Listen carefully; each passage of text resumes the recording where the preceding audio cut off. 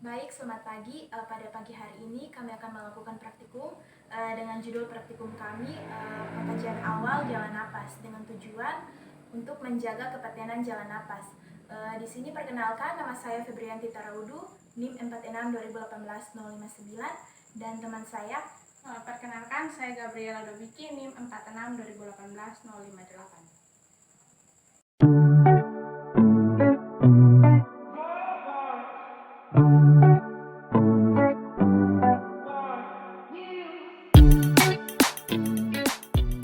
Baik, kita langsung masuk pada tindakan. Pengkajian awal pada kepatenan jalan nafas ada dua. Hal untuk menjaga kepatenan pasien untuk menjaga jalan nafas yaitu yang pertama, head tilt and chin lift. Yang pertama, jadikan posisi agar kepala dan dagu terangkat ke atas agar jalan nafas menjadi paten. Kemudian yang kedua, bila pada leher terjadi cedera servikal, maka kita dapat melakukan jaw thrust pada bagian dagu. Pastikan jangan tarik dagu atau kepala ke atas karena dapat melukai cedera yang sudah ada pada servikal. Kedua, kita dapat melihat saluran nafas apakah ada sumbatan atau tidak. Kita dapat melakukan Feigenbos.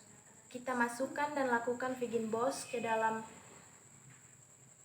dan membuka mulut, kemudian melihat apakah ada sumbatan atau benda asing di dalamnya. Bila ada benda asing yang menyumbat, kita ambil dengan tangan dan kita buang di dalam bengkok. Kemudian bila terdapat cairan, kita bisa melakukan suction.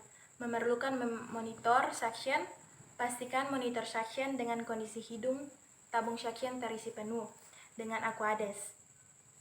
Penting kita juga dapat menggunakan selang suction dengan prinsip steril dengan menggunakan pinset.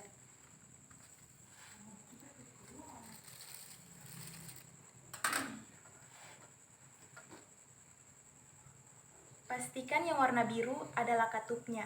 Kita lakukan selama 10 menit, kemudian kita buang ke dalam tempatnya sampai semua cairan habis kita ambil.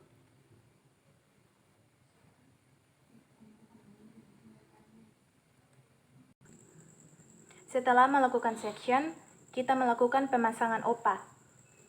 Kita masukkan OPA ke dalam mulut lalu kita putar. Setelah OPA dipasang, selanjutnya pasangkan mask dan memastikan ada bantuan oksigen yang masuk.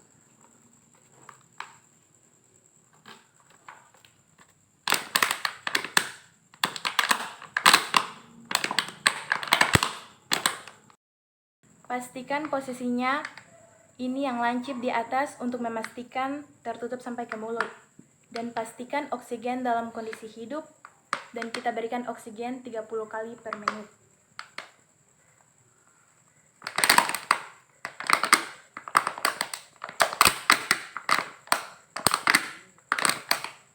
Itu kita buka mask. Kita lakukan pengecekan pada saturasi oksigen dengan menggunakan alat bantu osimetri. Bila pasien menunjukkan saturasi oksigen 85 dan diraba bila nadi lambat, kita bisa melakukan tindakan inkubasi. Kita buka OPA, kemudian selanjutnya kita masuk dalam tindakan intubasi. Yang pertama itu adalah laryngoskopi, kemudian NTT steril, kemudian speed 5 cc untuk fiksasi nanti, ada jelly, dan yang terakhir bagging untuk oksigen. Kemudian saatnya kita melakukan inkubasi laryngoskopi di atas dari lidah dan dimasukkan dengan selang NTT. Setelah selang NTT masuk ke dalam mulut, lepaskan laryngoskop.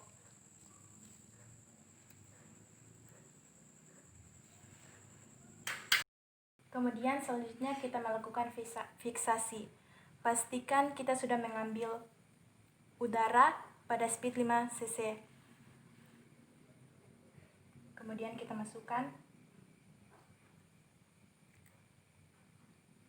dan diulang 2 kali. Kemudian selanjutnya kita berikan oksigen.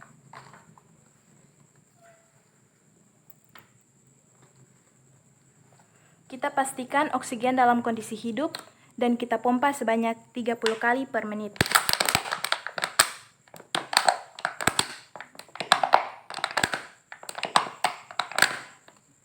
Kemudian selanjutnya kita akan melakukan fiksasi. Untuk itu kita harus membuka sarung tangan terlebih dahulu.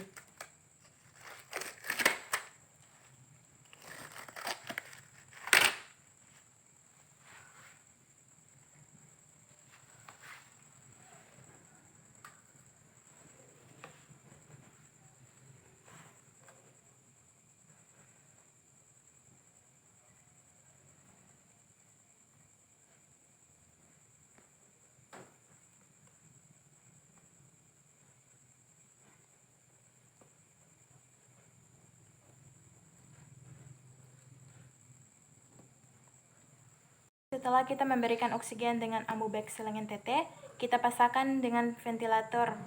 Setelah selesai, kita cek kembali saturasi oksigen dengan menggunakan oximetri yang sudah tersedia. Yang terakhir, kita cek nadi pada pasien.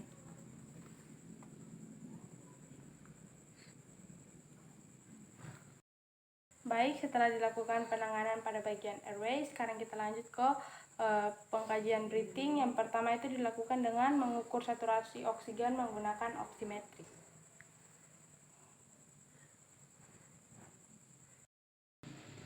Baik, setelah dilakukan pengukuran saturasi oksigen, jika pengukuran saturasi oksigen menunjukkan nilai di bawah 90%, maka tindakan selanjutnya yang dapat dilakukan yaitu pemasangan masker oksigen.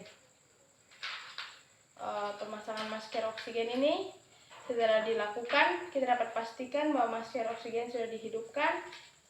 Setelah sudah dihidupkan, sudah dapat diberikan ke pasien.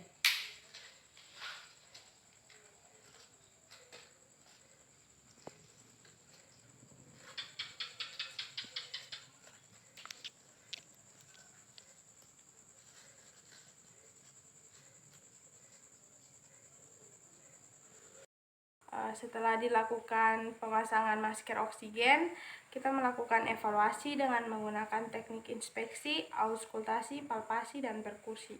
Yang pertama itu kita lakukan inspeksi, yaitu melihat apakah ada pergerakan pada dada. Selanjutnya kita masuk ke auskultasi.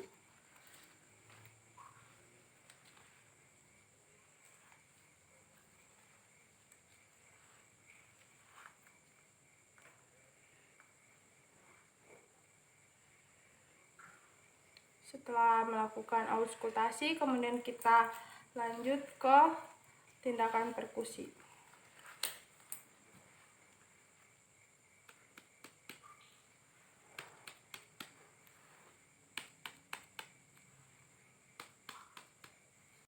Setelah itu kita melakukan tindakan palpasi.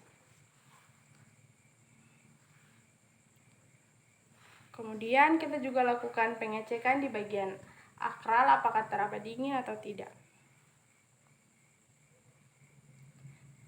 Setelah itu diperiksa juga capillary refill time apakah lebih atau kurang dari 2 detik.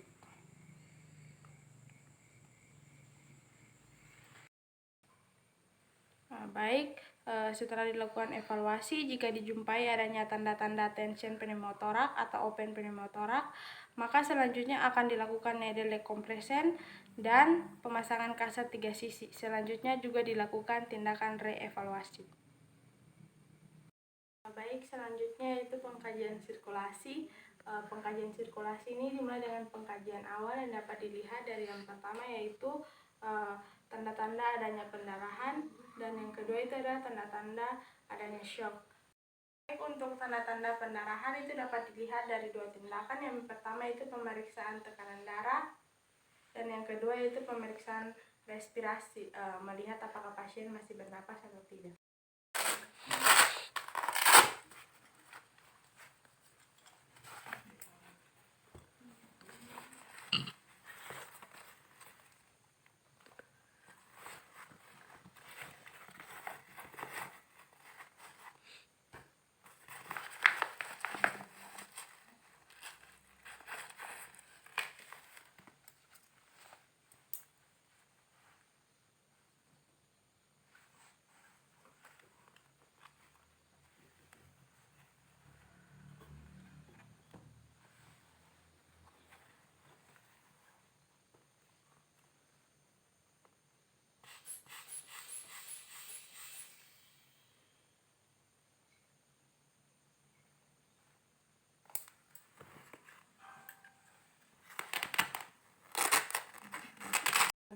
ventilasi, melihat pasien apakah masih bernapas atau tidak. Kita lakukan juga pemeriksaan nadi, dilihat juga nadinya lambat atau cepat.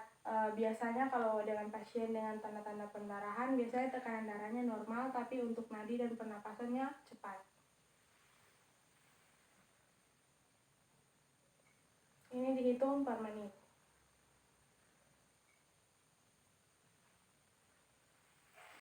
Baik, selanjutnya kita masuk ke pemeriksaan tanda-tanda syok.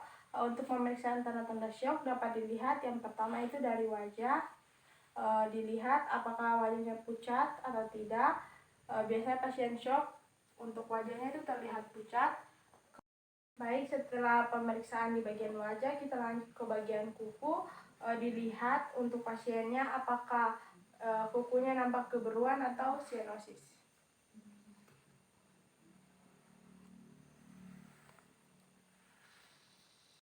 Kemudian di bagian tangan juga kita lakukan pemeriksaan apakah akalnya terasa dingin atau tidak.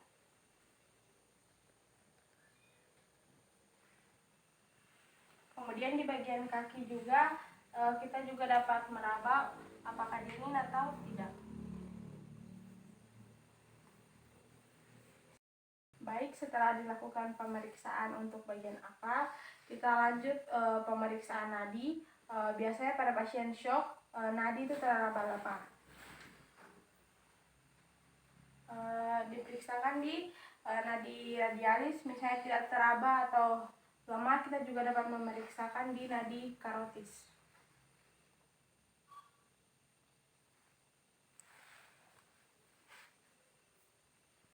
Setelah pemeriksaan nadi, kita juga melakukan pemeriksaan apakah ada pendarahan aktif baik di ekstremitas atas maupun ekstremitas bawah.